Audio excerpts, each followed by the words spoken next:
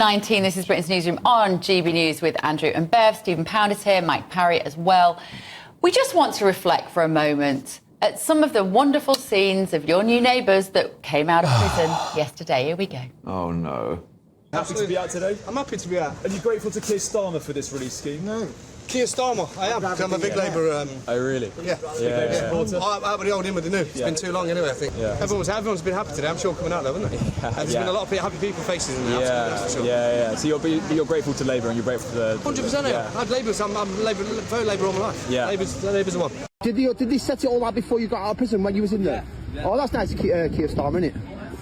Sweet boys. He's the Prime Minister. Oh, he's the one that let you out. What? He's the one that got you out. Yeah. Respect me, man. Yeah, man. Take it easy, boy. Nice one.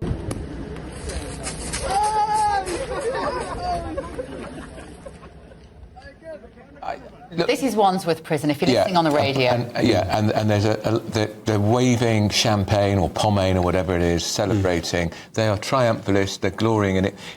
Mike Parry, look, there's a problem with the prisons. Yeah. This is going to infuriate the public, and they can blame the Tories all they like for the prisons were full to bursting. Letting out 1,700 on the same day as the winter fuel allowance. Have they lost the plot completely, this government? Unbelievable. And do you remember the original reason for this? We've got to let people out of prison, otherwise there'll be riots on the streets. Yeah, exactly. You know, completely nonsensical view of doing it. There's now going to be more riots on the streets. Yeah. But let me tell you a story, because I'm from Stockbroker Belt, Surrey, OK? And there is a prison on the North Downs called Highdown, OK? Now, my landlord, one of my favourite pubs in Epsom is a very nice town, you know, Epsom Spa and all that kind of stuff. A group of people came in at about midday, 12:30 yesterday. He thought he was welcoming a wedding party. He thought a load of people were getting together ahead of a wedding or something. They just got out of Highdown jail. And all their mates had come and picked them up and taken them to a very expensive pub in Epsom where they stayed for 3 or 4 hours. What is this country coming to? I know. What is this country coming to? Stephen Pound, ex-Labour MP, you had your head in your hands then, didn't you? Well, I'm sorry, if you had to sit down and say, what is the worst possible look that we could come up with? It's some multiple tattooed, wife-beating yobbo being released from HMP Durham. Saying I'm now a lifelong Labour voter. Yes, and don't rub it in. Please, don't Keir rub Starmer it in. is my hero. Will you please stop rubbing it in? Look, a couple of things. First of all, anybody who's had more than a 4-year sentence wasn't being released.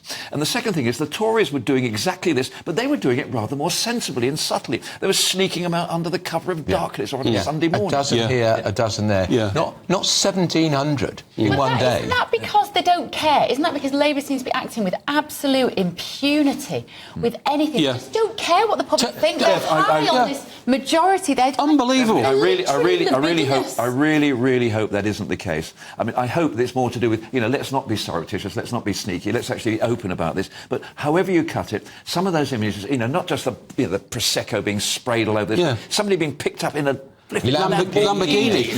But I mean, so drug dealers, crime pays. That's right. But Bev is right. Say crime doesn't pay, but Bev is right. It's almost as if the idea now is to flood society with undesirables, to dilute society. Right. So because they're going to vote Labour. Absolutely. Right. And did you know, by the way, you were talking about the way the Tories did it. The Tories sent 4,000 people back to foreign jails over the last 3 years, OK? They actually started doing something. We've got 10,000 people in this country who are foreign nationals, most of whom don't speak English. The Tories have been a good job getting them out quietly, and they get them out quietly because they don't want the people on the aeroplane suddenly stand up and demand, save this person, all that kind of stuff. I think it's absolutely outrageous, and there's absolutely no justification for it whatsoever. And sorry, just one last point. You said 4 years and all that, Stephen.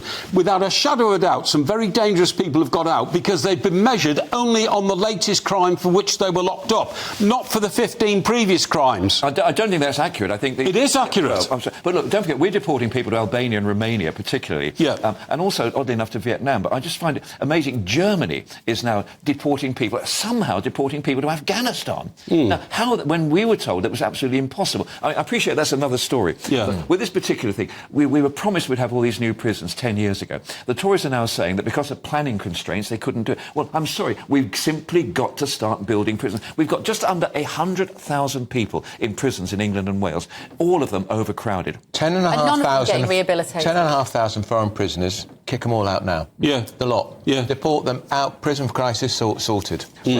Where to?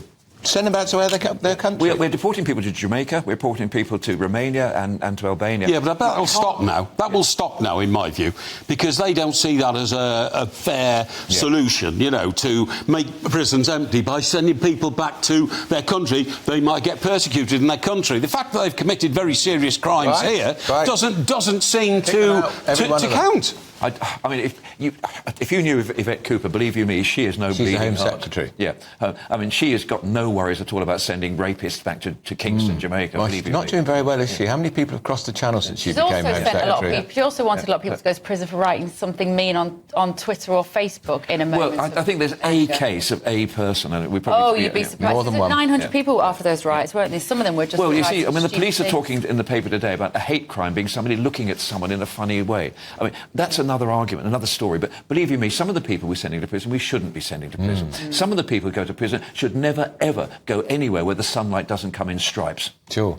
And some of those people shouldn't have been released, Stephen, because some of them, previous offences were domestic violence, and domestic violence offenders tend to re-offend. Or violence against children. They've been excluded. There's one chap in particular who I think you've seen...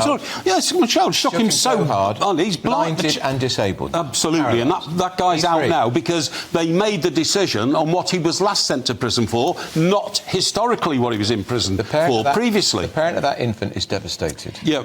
Can we just quickly talk about the fact that, gear change, Harry's Netflix documentary trailed Mike? Unbelievably trite. I could not believe it.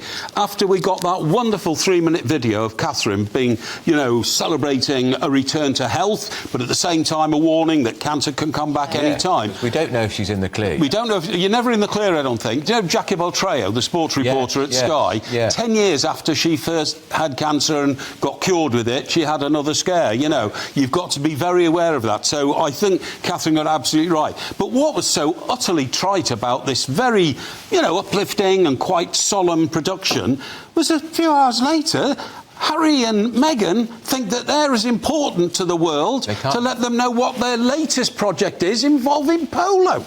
Well, their latest... They can't help themselves, can they? No.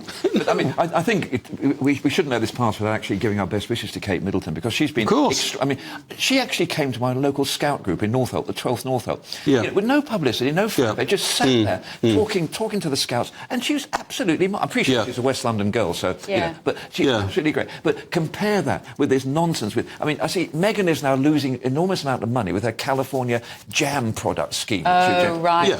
Nobody wants to buy it. I mean... it's amazing, because I thought she was going to become a great feminist and champion of downtrodden women. How do you do that by making pots of jam? I've no idea. The WI are doing that for you. Well, they're a real feminist. And doing it I was very surprised she wasn't waiting while Kamala came off the stage last night, because that's the sort of thing. Yeah, exactly. Take over the world, exactly, yeah. And Stephen Pound bought me a House of Lords apron last time he was in, and one day I will wear it on the... That is very sexist, because I have a House of Lords apron at home, so I could have done with a new one, Stephen. Mine is purple. I'm the only one who hasn't got one, Stephen. Thank you. The two Mr. P's. Right, still to come. It's right. Sexism from the Labour Party. I don't mind. I'm impossible to offend, Stephen. You know that.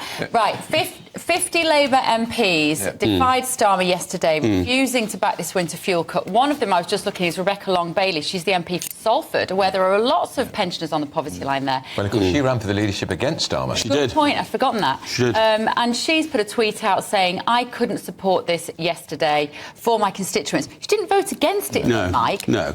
Only this one guy, John did. John Trickett. It's utterly pathetic, honestly. And also, if you look at the actual facts here, the sheer hypocrisy, 162 Labour MPs claimed £425,000 on expenses for energy in their second homes since 2019. Not their first home, their second homes. The chance of the Exchequer claiming more than £4,000. 4,000... You can't claim it for your own home. Yeah. If the Chancellor of the Exchequer, she's got a constituency up in Leeds, she has to have a flat in London. Yes. It's reasonable that she can claim that. Why should she have to pay in a hotel room? Yeah. She could stay in her No, I don't mind her. Would it? Of course it would. Yeah. I don't mind her claiming it for her second home because she's she's doing her duty for the state and all that kind of stuff. But at the same time, to say I need to keep warm in Leeds, but other people in Leeds who are over the age of 65 don't need to stay warm, so they can get cold. And as Andrew pointed out here in his story on Monday morning, 4,000 pensioners could die from this measure,